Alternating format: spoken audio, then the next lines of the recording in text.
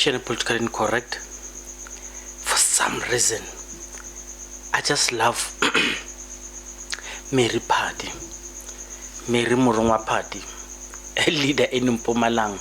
You know, the coming of MK promised us there's going to be new political players, a new breed of players who come into mainstream politics, who could not have gotten a chance with ANC and others. And not that these players were not there, but now they're getting the chance to be seen and to be, well, somewhat explored on, unlike when there were other political parties where they were just public under. Give an example with EFF.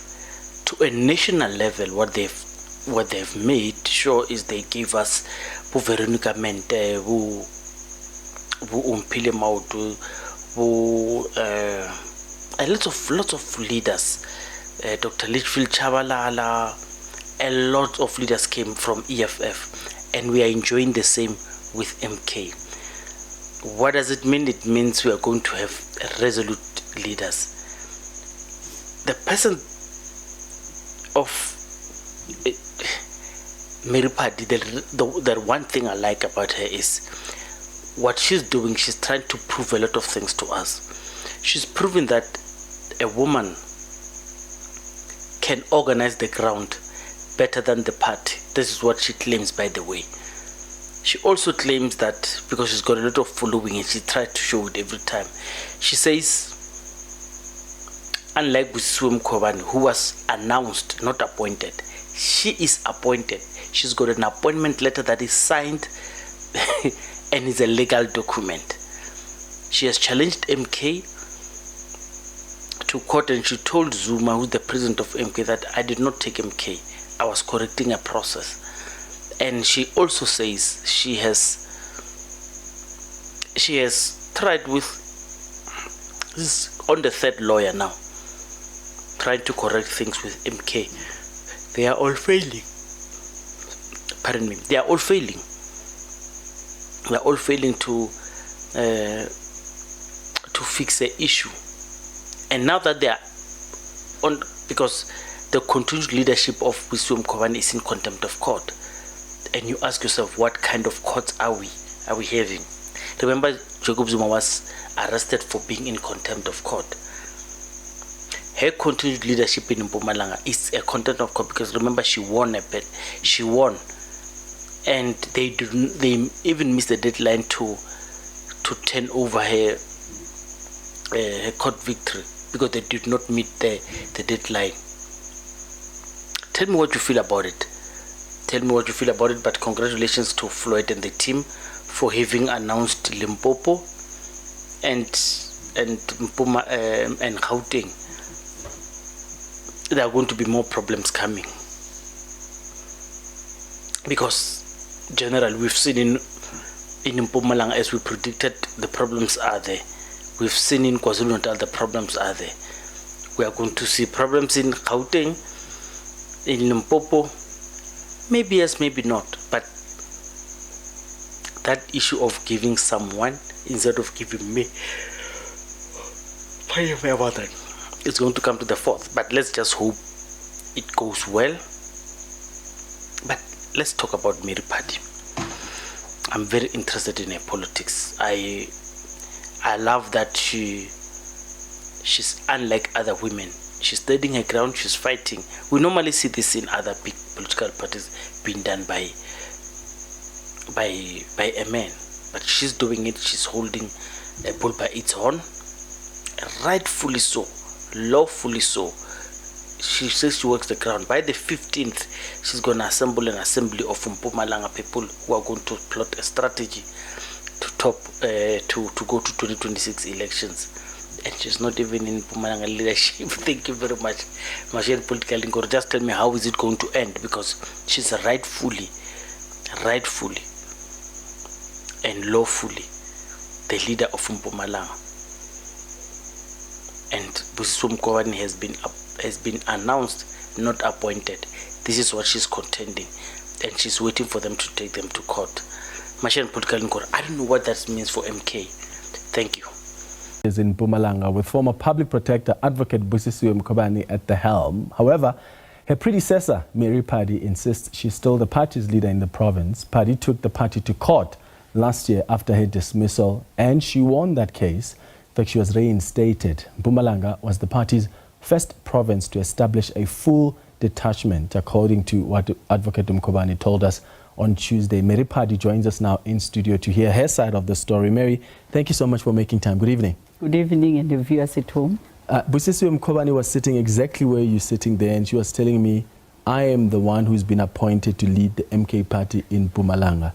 You have a different view. Look, the reality of the matter is that we should look at, more on facts rather than, incidents that have happened. She was announced on national TV, and there's a difference between appointment and an announcement. So the reason why it's a different view is that you cannot insist on saying that I'm a former convener. When in actual fact, previously Umkhonto Wesizwe would give you a letter of redeployment in your position. So when she was announced, we're thinking that they will submit that letter.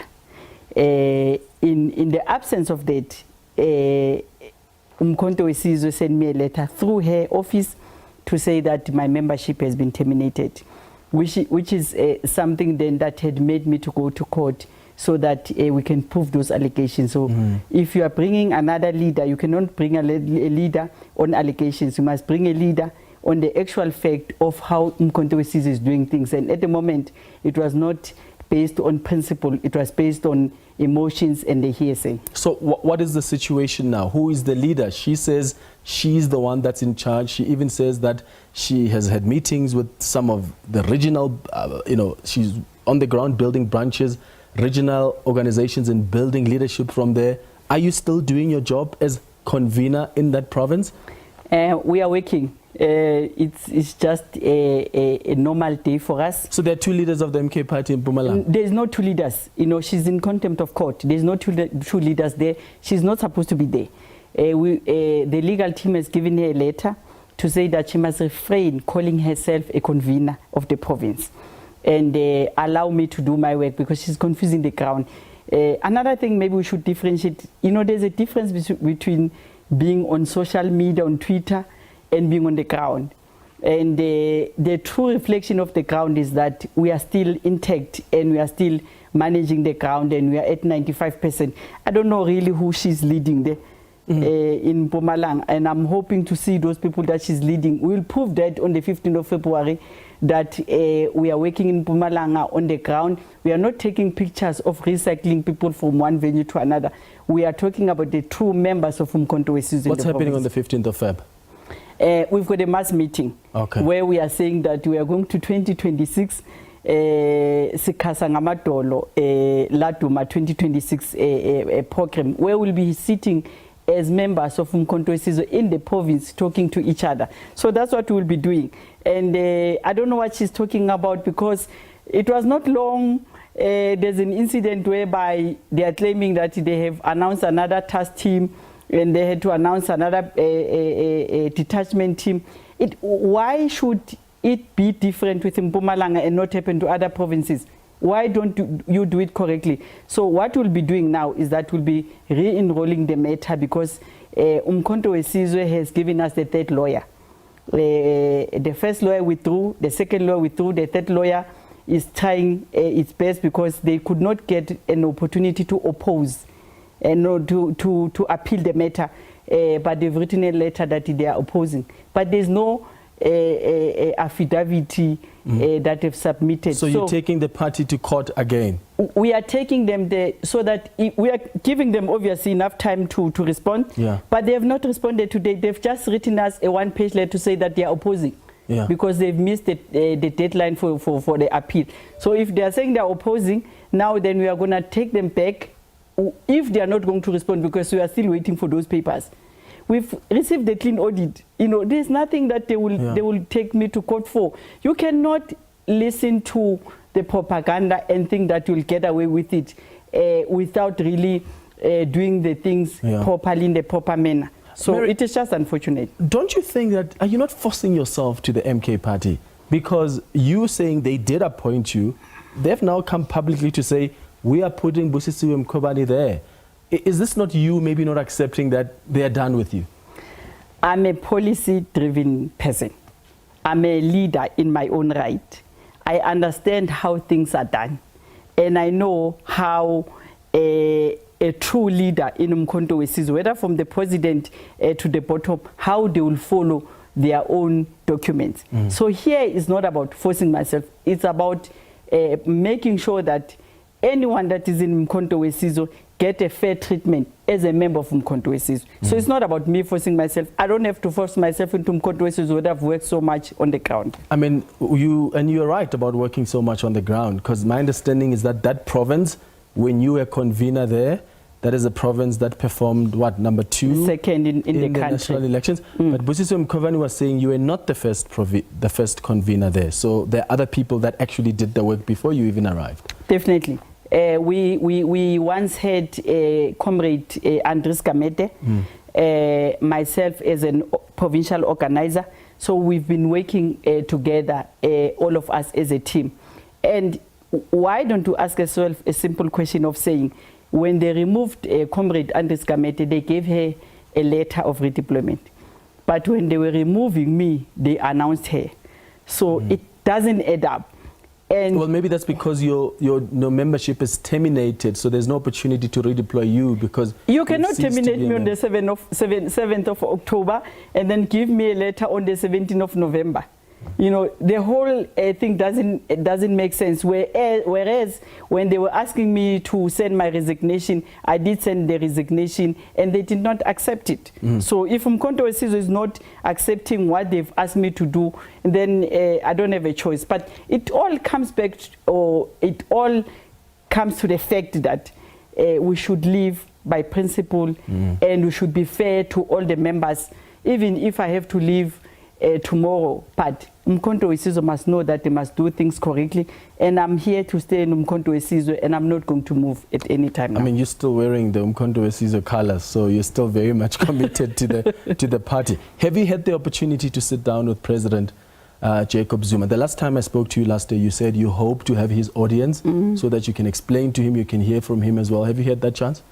Look, from my side, on the 4th of December, I wrote him a letter of apology because I was not taking Umkhonto weSizwe to court. I was clearing my name and the cloud that was around my head.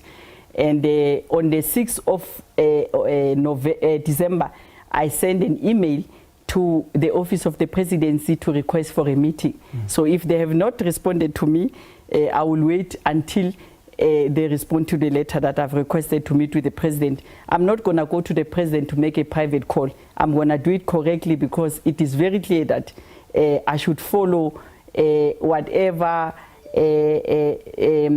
processes that I think it is correct as a member of Umkhonto weSizwe. If the MK party does continue to force you out, for lack of a better word, what do you think will be the consequences on the ground? Because I imagine there are people who support you, who are sympathetic to you, who may not even maybe accept Advocate Busi Mkhwebane, even though she did indicate to me that she's been very much welcomed by everybody on the ground.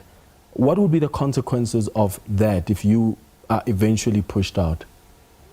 Look, I don't see that happening now, because if we are going to, you know, re-enroll this matter, to turn it into an order, it means that until then, Umkhonto weSizwe will have to find a way of coming to engage so that we can be able to speak together. You know, the challenge is that we've got a leadership of Umkhonto weSizwe, and as leaders changes its position, we've you know, had different SGs in our organization, and as we change those SGs, you find that, you know, other secretary generals will come, and secretary general will come and have, you know, their own interest with the province, and therefore because of those changes it's going to be difficult for us to get the consistency. But until we get a person that is going to be sober to say, let's sit down and understand what's happening in Mpumalanga province, it's gonna I should think. I should think, you know, everybody should be sober. If you are an SG, you should not take sides. You must be an administrator. Is he sober though? Is he not taking sides? You know, I will take it that looking at the letter that was written, he was quoted, referenced him before he was even appointed as the SG. So that tells me that there's no consistency in the leadership that you have at national level. So until you get a person that would say, what is happening in Mpumalanga? Let me go in and attend in Mpumalanga. We cannot be listening at the news. Now they are talking about the detachment. You will ask them a simple thing. Where is the signature? I'm the convener with an appointment letter. I've got a signed document. The legal team is saying, send us your signed document, so that a signed letter, so that we can be able to say, okay, it's fine then. So they were late to engage on those things. There's nothing that you can do. We'll have to follow what is correct as members. Mary Phadi, thank you so much for making time for us, and all the best with your court challenges. Thank you.